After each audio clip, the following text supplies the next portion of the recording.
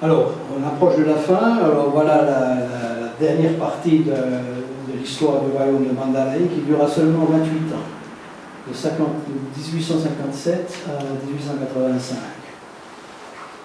Alors le premier roi de cette dynastie qui a la Mandalay décida de changer de capitale. Et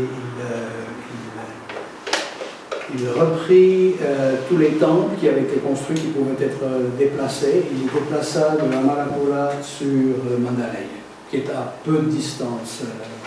Il s'agit de peut-être 10-15 km.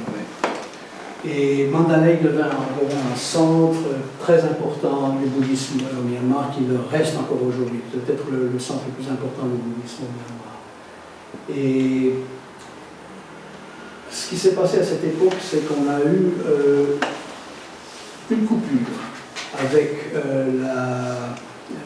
l'art d'Amarapura, et de manière telle que les représentations iconographiques du Bouddha de Mandalay sont immédiatement reconnaissables. Les plus faciles à reconnaître tous les Bouddhas des époques de Myanmar. Bon, je vais vous indiquer ça tout à l'heure. Alors c'est un nouveau style de représentation du Bouddha. Ce style est considéré comme étant l'art pur de Mandalay. Mandalay elle-même, la capitale, fut abandonnée en 1885 quand l'armée britannique arrivait et envoyait un roi et sa reine en exil. Mais le style de Mandalay s'est perpétué encore jusqu'à nos jours. Donc la tradition de Mandalay et la manière de faire les Bouddhas qu'on retrouve aujourd'hui quand on visite le Myanmar, c'est le style de ces Bouddhas. Voilà. Alors voilà, c'est l'exemple du Bouddha qu'on a sur la droite, ici sur cette image. Alors, quelque chose à remarquer d'abord, si on prend la figure à droite, c'est les mains qui sont beaucoup plus fines que ce qu'on a vu tout à l'heure, très allongées encore. Et alors surtout, voilà le vêtement. Par exemple, cette écharpe a de multiples plis qui tombent en cascade l'une sur l'autre. Et c'est quelque chose de nouveau, on n'a pas vu ça dans les dynasties antérieures. Le Bouddha lui-même, ce qui est remarquable ici, c'est le traitement du cheveu. Voilà, il a ici un bandeau relevé qui marque la limite des cheveux. L'Ushmissa est assez haute, mais toute la chevelure semble comme retenue par un filet. Les oreilles sont très fines, elles tombent sur les épaules, et l'apparence maintenant de ce Bouddha, c'est un jeune adulte, est tout à fait différente de ce qu'on a vu dans le passé. Il apparaît d'une manière beaucoup plus naturelle.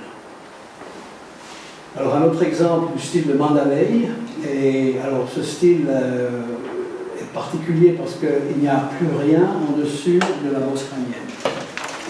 Jusqu'à l'époque antérieure, à l'époque d'Amalapura, on avait toujours encore des Bouddhas qui avaient un fleuron sur la bosse crânienne. À partir de l'époque de Mandalay, on élimine complètement. Alors voilà, c'est très facile à reconnaître ces Bouddhas de Mandalay parce qu'ils n'ont plus cet élément qui avait été introduit à l'époque de Magan déjà. Et alors on a toujours cette figure assez naturelle. Voici un Bouddha qui est sculpté dans du marbre, toujours en cette position de Buddhista Bouddha. Il semble qu'au Myanmar, ils sont restés sur ce modèle. 99% des représentations du Bouddha sont dans cette même modèle. Alors voici un bois de teck laqué, doré, qui nous présente un Bouddha debout. Et une des particularités aussi de cette époque, c'est que le corps entier du Bouddha est recouvert par les vêtements. Et ici, comme élément iconographique intéressant, ce sont les vêtements assertis de petits éléments de verre de couleur. Et c'est une nouvelle acquisition dans l'iconographie du Bouddha qu'on n'a pas connue auparavant. Donc voilà encore un élément pour reconnaître l'art de Mandalay. Et un dernier élément c'est la dernière photo de l'arbre Mandalay que j'ai ici, c'est le Bouddha couché. On n'en a pas vu auparavant, parce que dans la dynastie antérieure, et même la partie du royaume d'Amalapura, il n'y avait pas de représentation du Bouddha dans cette position. Le Bouddha en position couchée, entrant dans la mort, dans le nirvana, est une des représentations typiques de l'art de Mandalay. Et ceci est de nouveau c'est un objet qui est exposé ici, qui est un marbre, qui est très délicatement fait. On voit par exemple les plis de la robe et les plis de l'écharpe qui tombent l'une sur l'autre de manière très élégante. Alors voilà le sommaire de l'iconographie de cette époque. On a un Bouddha qui est beaucoup plus humain d'aspect, moins supernaturel. On a eu plein d'exemples de Bouddha très supernaturels. Et surtout, c'est la disparition de ce fleuron sur la bosse crânienne. On a le traitement de la chevelure aussi qui est tout à fait particulière. Et bon, les lobes des oreilles qui sont très fins, qui touchent à peine les épaules, etc. Quelque chose à noter, on l'a vu tout à l'heure, et même le Bouddha qui est à droite, le Bouddha qui est sur la feuille d'exposition, a une tendance au féminisme. Le Bouddha est un peu entre une représentation masculine et féminine. Il y a beaucoup d'exemples où même la manière de façonner le corps du Bouddha est très, très féminine. Alors voilà, c'est de cette époque de Mandalay.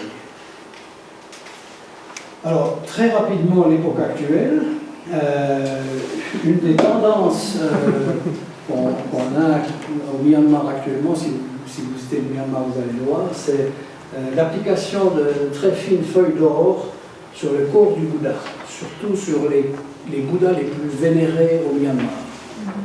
Et voici un exemple d'un Bouddha qui s'appelle Shwe-Muni, de Kyaoka, que nous avons pu visiter avec notre ami Didier ici.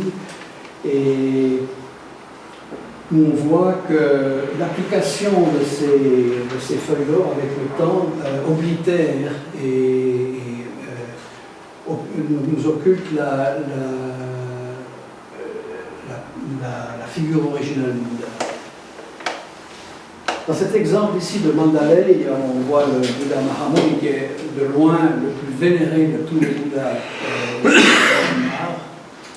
Il faut s'imaginer qu'à Mandalay, au temple où on peut visiter et voir ce Bouddha, il y a tous les jours des foules de figures qui font la queue pour pouvoir apposer chacune, ce sont les hommes uniquement, apposer des feuilles d'or sur le corps du Bouddha.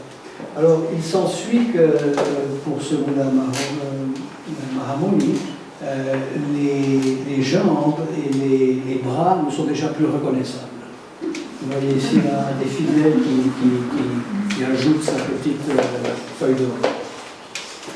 Alors, bien sûr, si on continue ce processus de